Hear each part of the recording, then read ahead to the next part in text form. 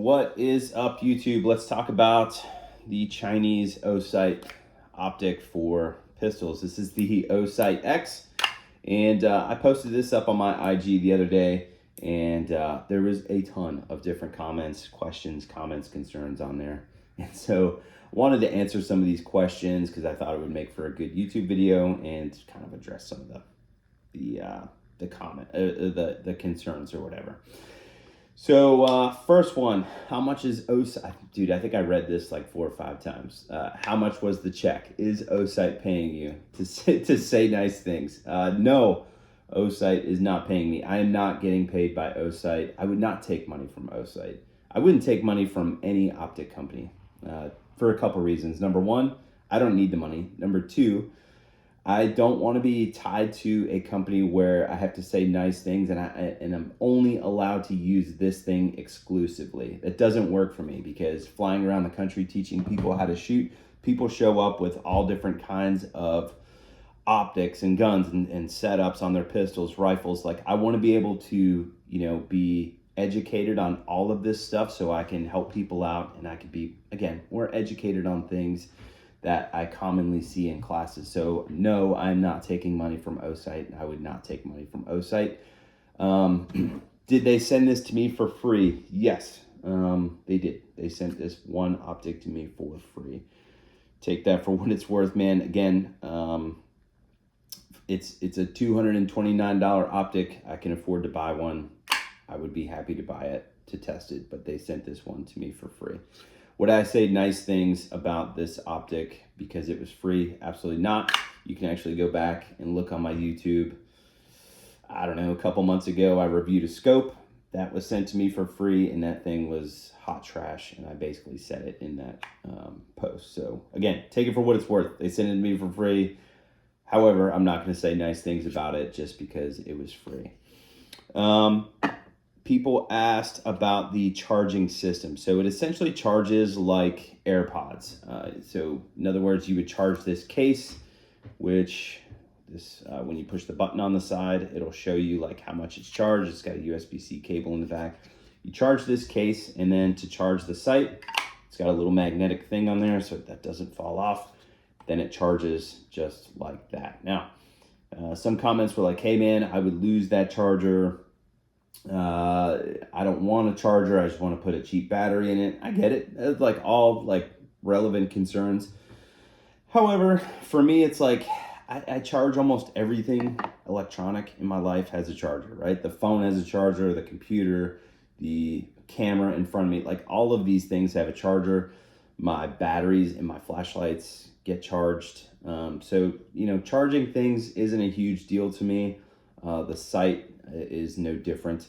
I'll be honest with you guys, when they first sent this thing to me, I thought that was like a really dumb idea. And I thought it was a dumb idea because I thought like, man, I'm going to be in like the middle of a match or a class trying to demo this thing, and the stupid thing is going to go dead, and I'm not going to have time to recharge it. Like, if it goes dead, I just want to throw a battery in it and get it working right now.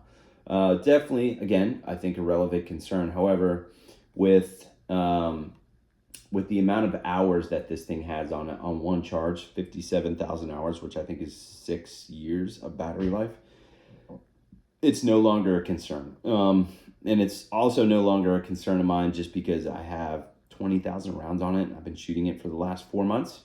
I have a lot of time behind this, or a decent amount of time behind this optic so far. I'll be honest, like I trust it at this point. Last thing on the rechargeable thing, people said, hey, I would lose it. Man, I get done shooting it. I put that on it. It sits, right? When I want to use the gun, I grab it just like this. I put it in the range bag. When I get down to the range, I just pop this thing off and away I go, right? When I get done, it just goes back on. And to me, it's not a huge deal. I always know the thing is charged. That's another thing, another kind of, to be honest, neat thing about this. I always know it's charged when I have a optic that has a battery. Not picking on this one, but like all of them for the most part will have a battery tray in there that you could replace the battery. I don't know the charge of that battery. This thing, I could just push that button. I know, how much charge the optic has. To me, it's kind of a nice feature. How durable has it been? It has been extremely durable. Up front, like I have not done any 6 foot high, drop tests on concrete. That is not my jam. I'll leave that stuff to Aaron Cowan. I just use stuff like I normally do. So I shoot it a bunch. Do I baby it? Absolutely not. Like you can see, this thing's got some freaking scratches on it. But am I going to intentionally try to break it? No, I'm just going to use it like most people would use it. And that's kind of how I like to evaluate things.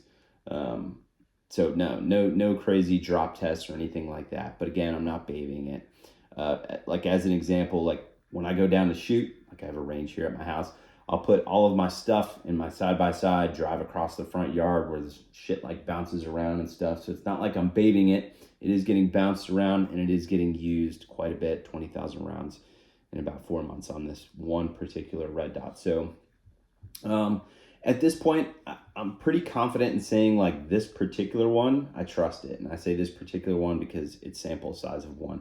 I do have another, so I'll be shooting that one quite a bit here lately or coming up. And I will definitely report if there's any issues with it. But so far, 20,000 rounds on this thing and it is fine. And, to me, it's like 20,000 rounds and the optic hasn't nuked yet. It kind of has my attention. I've broken Trijicon RMRs in less time than what I've used this Olight. Kind of just the way it is. So yes, it is durable so far. Last thing people asked about was the whole China thing. So is it from China? Yes, it is. On that, I would say 5-6 years ago, Holosuns, if you said, hey, Holosun is a good option, the majority of people would have said, you're out of your mind. That's Chinesium, that's freaking, Amazon special. No one serious would use this. These days, 2025, that is not exactly true. I've gone to, PDs where freaking, they outfit all of their duty pistols with Holosuns. I've seen less than lethals all outfitted with Holosuns. I've seen, Delta guys with freaking Holosuns on their rifles. To me, it's like Holosun at this point is known as a viable option, right? And they're known as a viable option because they listen to feedback from people, no different from Olight. As an example here, this one they sent me a couple months after they sent it to me. They were like, hey, would you change anything? I said, I need at least 2 more levels of brightness on this thing. It's daytime bright, but, for shooting a match or something in direct sunlight with the sun maybe in back of the berm, I wish it had at least 2 more levels.